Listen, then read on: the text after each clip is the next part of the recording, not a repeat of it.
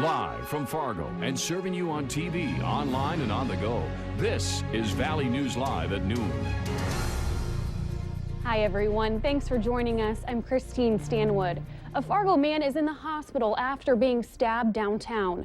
Officers say it happened just after 10 last night in the hallway of the Broadway Hotel. That's located just above the Subway restaurant. Police say two men got into a fight over some missing money. The victim was stabbed in the wrist and neck, but he's expected to be okay. Both men were staying at rooms in the hotel. Police arrested 58-year-old Herbert Brady on an aggravated assault charge.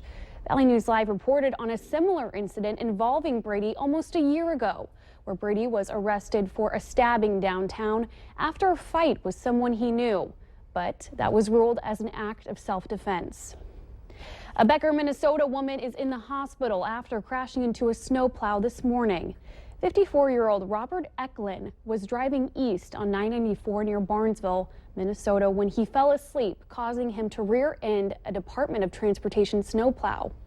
Elkin was taken by ambulance to a Fargo hospital for non-life-threatening injuries. The driver of the snowplow, Todd Meyer of Barnesville, did not report any injuries. For the first time in 17 years, the Garth Brooks World Tour with Trisha Yearwood returns to Fargo. The concert will be Saturday, May 7th at 7 p.m. at the Fargo Dome. Tickets go on sale Friday, March 18th at 10 a.m. with an 8-ticket limit per purchase. Tickets can only be purchased at fargodome.com/Garth or by calling 1-844-4-GARTH-B. There will be no ticket sales at the venue box office on March 18th. Tickets will cost about $75 with tax and fees included. On November 9th, Garth released Man Against the Machine, his first new studio album in 13 years. It has been certified platinum by the RIAA, making Garth once again the #1 selling solo artist in U.S. history with 136 million sold. Watch for construction cones going up again starting today on the Main Avenue project in West Fargo.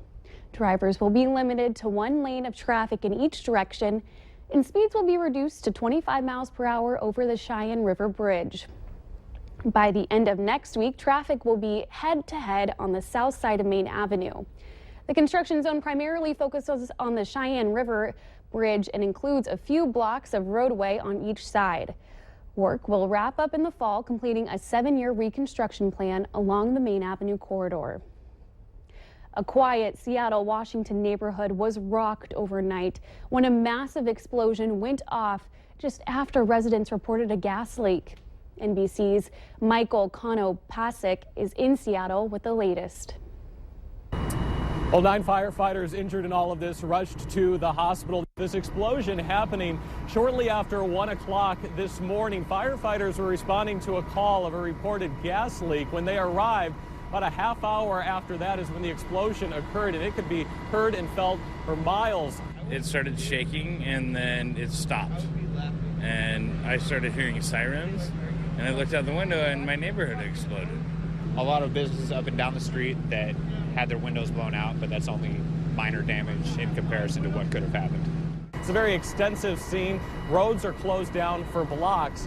Of those 9 firefighters that went to the hospital, 2 of them have been released, so we understand that their conditions are getting better. The ones remaining there in the hospital, we are not talking about life-threatening conditions for these firefighters. That's the very latest here in Seattle. I'm Michael Konopasek for NBC News. As of now, at least 3 buildings have been destroyed: a local coffee shop, a restaurant, and a grocery store. A cloudy and chilly day so far in the valley, but when can we expect another warm-up? Let's check in with meteorologist Robert Hahn. Robert? Yeah, that warm-up not too far in the distant future. Today, though, a cool day, and we do have the clouds around, but those clouds will be decreasing from west to east as we go through the day today. Temperatures across the region fairly uniform, some upper 20s and some low 30s across the area. 27 in Roseville, Thief River Falls, Crookston, Grand Forks, Valley City, and Langdon. 28 here in Fargo, Wahpeton, and in Fergus Falls. I mentioned the clouds. We'll get to those in a moment. Winds much lighter today, but just enough to take the edge off of those temperatures. Some temperatures a little cooler when you factor in those winds. Clouds, they are starting to decrease from west to east, but off toward the south and southeast, where we've got the brighter clouds underneath those. we have seen some snow across the far southern valley, and that has left some slick spots down in that area, particularly in northeastern portions of South Dakota. So if you're headed that way, you may encounter a little bit of snow as we head through the rest of the day today. Decreasing clouds, being optimistic with that 44. That's if we see quite a bit of sunshine later on today, and I'm hopeful that we will here in Fargo. If we don't, we'll probably top out in the upper 30s. Tomorrow, though, it looks like a pretty much guaranteed sunny day with temperatures in the mid-50s. Even warmer temperatures as we head through the rest of the next 7 days, and we'll detail that and show you that in just a few minutes. Thanks, Robert. Voters in 4 more states weighed in on the presidential race with more than 300 delegates up for grabs. In the 2 Democratic races, Bernie Sanders pulled an upset over Hillary Clinton in Michigan, but the former Secretary of State won Mississippi. They'll face off again in a debate tonight in Florida. The GOP races, Donald Trump won Michigan, Mississippi, and Hawaii, while Ted Cruz won Idaho. Minnesota Governor Mark Dayton will outline his legislative priorities in his State of the State tonight. He has said education and water quality are key issues for him. With the construction at the state capitol, his speech will be held at the University of Minnesota. Watch for a recap tonight on Valley News Live.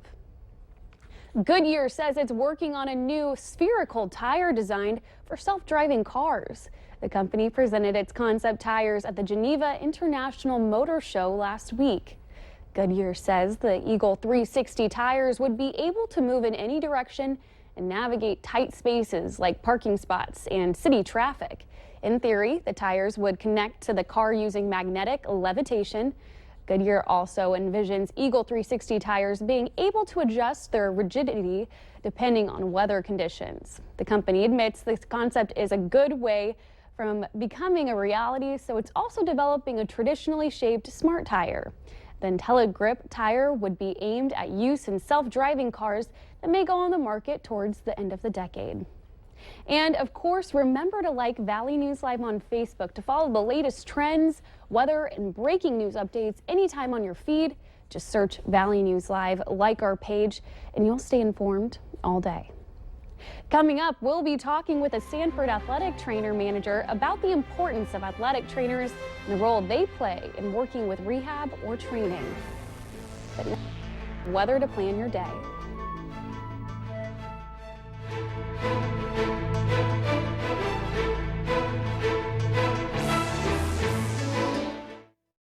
You're watching Valley News Live on TV, online, and on the go. Always on, wherever you are, whenever you need to know. Valley News Live.